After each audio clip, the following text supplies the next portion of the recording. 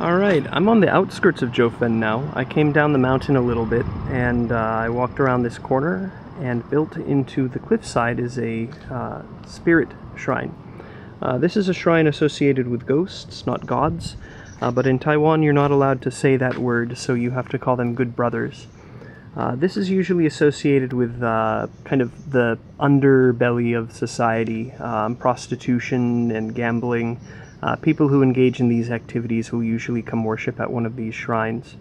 But what this also means is that somewhere along the way, some spirit or some good brother managed to convince somebody that they were powerful enough to be worshipped. Chances are this is actually a tomb for an anonymous person's remains. So you can see at the very top here it says, from right to left, Baixing Gong.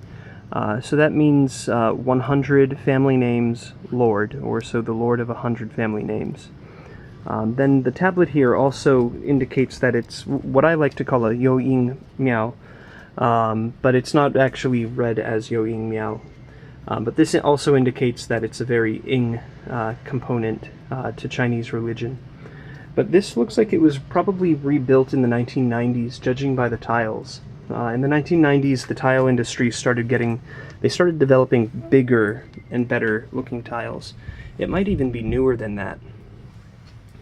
Just based on what I've seen at other shrines and other tombs, you can kind of get an understanding for the date, just based on kind of the architecture, the design, and the elements that go associated with these structures.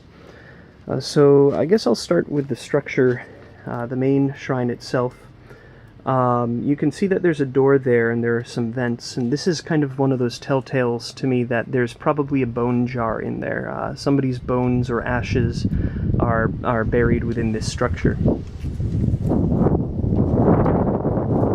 And then we have the tablet, which is the telltale that it's also for an anonymous person. And then looking at the incense censer here, I really love seeing this. You know, you need to take care of the spirits. So there's this conception that in the underworld and in the afterlife, your spirit that remains with a tomb is always hungry, always craving something. So what people have done is, after they've burnt down some incense sticks, which you can see right here, they put cigarettes on them and then they light them, because there's an assumption that these spirits are going to want to smoke something. Then you also give them some galiang, which is a very, very high-proof alcohol made here in Taiwan. And then the censer itself kind of betrays the new look of this structure. This is a much older censer, and if I had to guess, I would say it was probably from the Qing dynasty, just based on how big it is. And then here you can kind of see, it's really difficult, but there's a lotus motif on here on the front. And the lotus represents, it's obviously a Buddhist influence, which came from India hundreds of years ago through China and then to Taiwan, maybe thousands of years ago, I should say. But what you're seeing here is that this lotus actually indicates that there's a belief in the life after death and renewal. The lotus comes from a dirty swamp, but it's untouched, it's clean, and from the very center of the lotus you have new life. So it's a very beautiful motif here. Then if you notice these coins, what I would imagine these coins are for is either for divination. You can throw them, and if one lands, one like heads up and then tails up, the answer that the spirit has given you is a yes, whatever question that you've asked.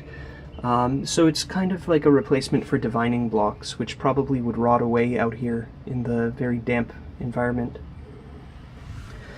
So then next to it, we have the Jinlu, which is the money burning furnace. And so what you would do here is, as you make an offering, you would put paper money. It's Joss money. It's not actual money, but it's money that has little silver bits in it, which represents money that you're burning away into the world of the shade. So, you know, in the afterlife you need nice things, so you have a nice little cozy house, you have some cigarettes, you have some alcohol, and you also need some money. And if you look inside, you can see the remains of the paper. All of that silver looking, probably more aluminum than anything. All of that is the remains of the paper money for the spirits. When you're burning money, the gods will get gold money, but the spirits will usually almost always get silver. But there's some wiggle room if you don't have the right stuff. Then another really cool aspect here is next to it we have a Hotu and we have Gong. Hotu is the earth spirit. It's kind of like the Chinese concept of Gaia, or the Earth Mother. And over time, especially here in Taiwan, Hotu and Gong have merged. So what you can see is that they couldn't quite figure out, well, should we put a Hotu here or should we put a Gong? Hotu represents a much older, archaic form of earth worship, but it's also associated with burial. But then what you can see here is with the Gong, he plays more of a police officer and protective role. So what his job here is to do, would be to prevent the spirits associated with this structure from getting too rambunctious, from getting away from this area and causing problems for the world of the living and causing problems for the people in the village of Jiufen. And so you can see here, let me zoom in. So here's Gong, but the two characters at the very top on the right, you can see Ho and you can also see Tu. So it still represents this same idea of the earth worship and the authority coming from the earth. However, with the imperial metaphor in Chinese folk religion, there's this very strong desire, especially in southeastern Chinese Fujian province and Taiwan. There's a desire to kind of put a face with your spirits and put a house over them. So Gong actually originates in Fujian province, but he was also an import to Taiwan. Oops. Okay.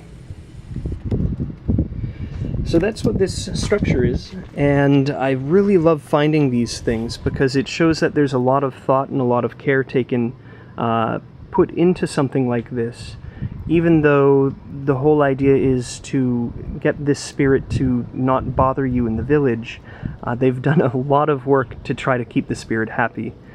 So it shows, even though people would say, oh no, don't go there, that's not a nice area, they've done their best to try to make it a nice little area.